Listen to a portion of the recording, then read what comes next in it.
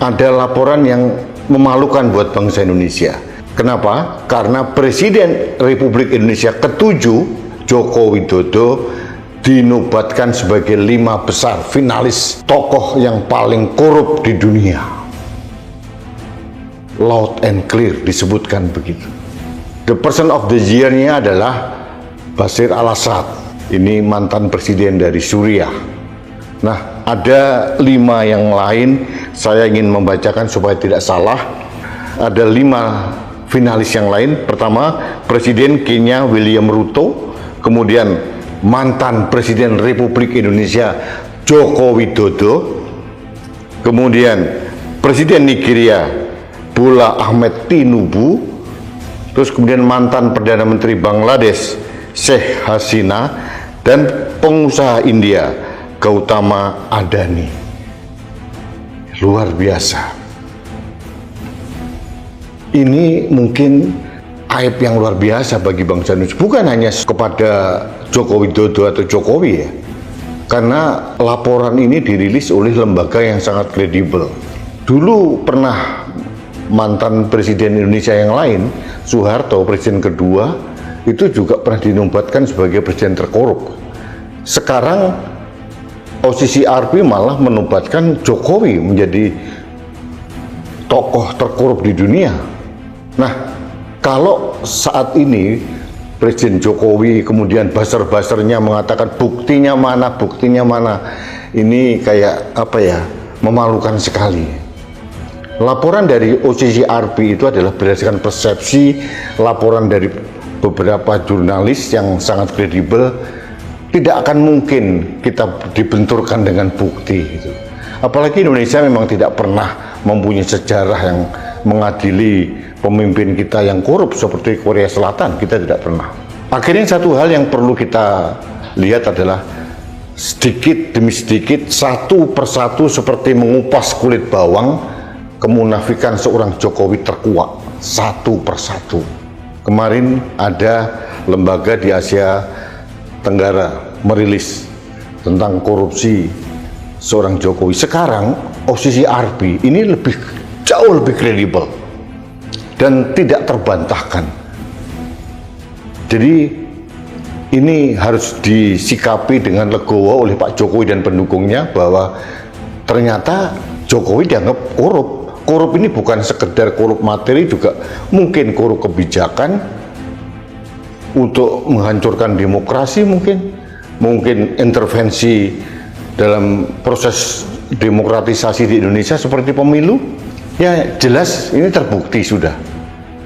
Dalam proses Pilpres kemarin memang sudah tak terbantahkan intervensi Jokowi, mulai bagaimana MK diintervensi sehingga anaknya bisa lolos, kemudian dalam proses ada politik gentong babi, politisasi bansos, dan memanfaatkan semua instrumen negara, aparat penegak hukum, ASN dan sebagainya, bahkan diulangi lagi saat pilkada kemarin.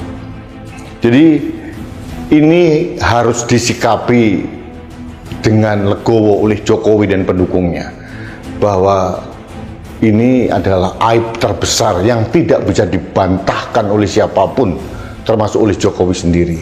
Pak Jokowi bisa cengengesan, buktinya mana, ini hanya fitnah, ini hanya framing. Laporan seperti OCCRP ini tidak perlu membutuhkan bukti, tapi berdasarkan investigasi, laporan dari berbagai negara, dari sumber-sumber terpercaya di berbagai negara, termasuk dari Indonesia sendiri.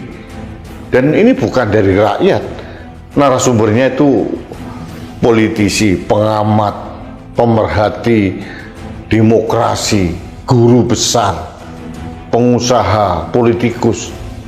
Ini menjadi narasumber yang kredibel dan narasumber yang tidak bisa disogok-sogok seperti lembaga survei di Indonesia.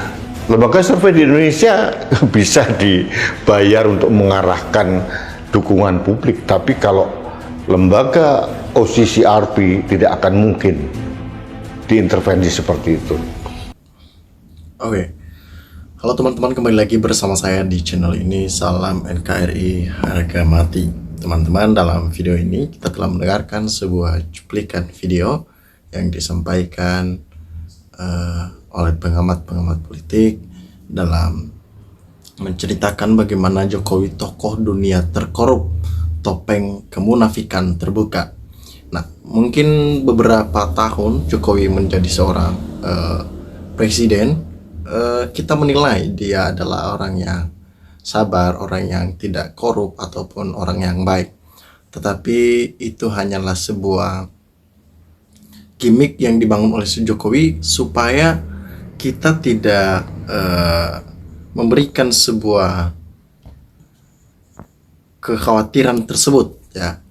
Nah, bagaimana tanggapan dan respon masyarakat dalam menanggapi seorang Jokowi dalam hal ini? Nah, menyampaikan di sini bahwa saya WNI yang bekerja di Belanda, Amsterdam, malu banget ketika kolek ataupun kenalan yang orang Belanda asli selalu bilang negara Indonesia negara korup, makanya rakyatnya miskin-miskin. Terutama itu tuh si Jokowi yang obrak-abrik konstitusi hingga anaknya jadi wapres.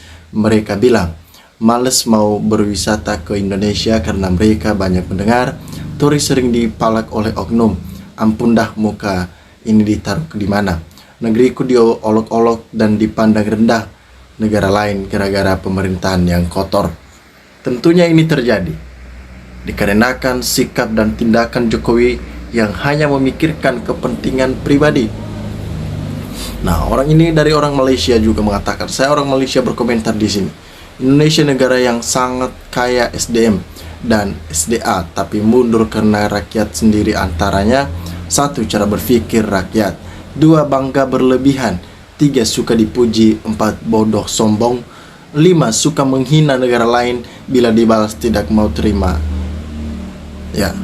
6. Salah memilih pemimpin, 7. Otaknya hanya duit.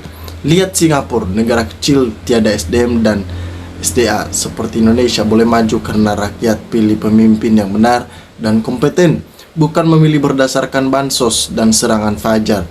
Jadi jangan heran atau bising jika negara kamu mundur. Sebelum salahkan siapa salahkan dulu diri sendiri, sebab kamu yang pilih pemimpin. Nah, sekian, silakan kecam, hujat, rendahkan dan hina saya. Ya, luar biasa sekali apa yang terjadi di negara kita. Memang hal-hal seperti itu yang terjadi. Apa yang mereka sampaikan itu benar.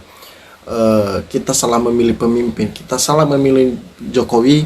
Dia berhasil, ya, dia berhasil tipu dan perdaya manusia, masyarakat Indonesia ini dengan kepentingan pribadinya.